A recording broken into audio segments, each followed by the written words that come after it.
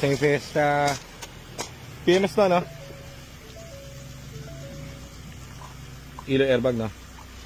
Nakapatay. Nakapatay. Nakapatay nga.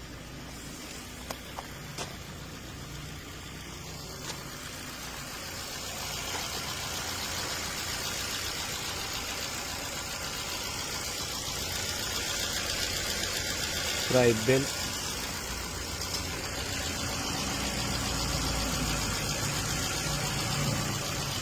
One-liner sep yung ano eh. Radiator. Ang next project niya, sir. Sir, next project mo, radiator? Radiator, sir. Oo. One-liner eh. Hindi yan. Sa magkano ba abo din para? Mura dito eh. Sa labas, mahal yan eh. Parang 14. Magkano sa labas yun? Magkano sa labas sa radiator niyan? 12 to 14. Yung ganyan din, yung manifest. Yung sa amin, yung makapal eh. Double liner. So, mas maganda. 8.5. Gano'n? 8.5. I-project mo yun kasi kadalasan yung mga nakakabili ang nagiging sakit nila, nag-overheat kasi nga luma na yung kakaroon ng leak, hindi mo alam. Yan ang next project mo. Next sahod. Gamitin mo muna. Next month. Gamitin mo muna tapos okay naman yung makina, okay naman yung trani. Monitor ka lang. Tubig di naman nagbabawas. Minsan kasi too late na kapag pinapalitan yan.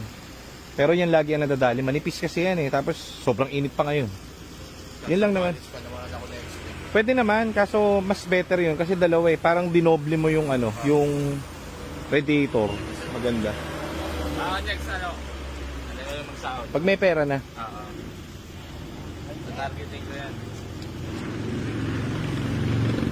Kaya pati yung aircon mo medyo sir. Di tayo sir, mainit. Kaya yung aircon mo medyo hilaw kasi matagal lumamig yung yung radiator. So magiging double purpose 'yon. Kasi kapag mas malamig yung radiator, mas malamig yung engine, mas malamig yung buga ng aircon, ganun siya. Actually, yun lang naman ang mo dyan. Wala naman problema yung ibang pyesa eh. So lang, kumbaga i-investan mo lang yung Expect ko na rin yun, sir. Expect ko na rin yun. kadalasan yan, yun. Lagi, siguro mga 80% ng kliyente ready, lalo ngayong summer, kasi nangyari dyan, imagine mo nakababad, nagamit mong init, so hindi mo kasi alam kung mas maganda ka kasi ito kung ginagamit kapag ka hindi ginagamit yan nung dating gumagamit, mas lalong nagkakaproblema kasi rumurupok yung mga bakal-bakal pati yung mga plastic sa loob pero ngayon wala naman leak, so okay naman. In-advise lang kita para next yan ang next natin. Manipis ayoko ng ganyan radiator ano yan basta pagka nagpalit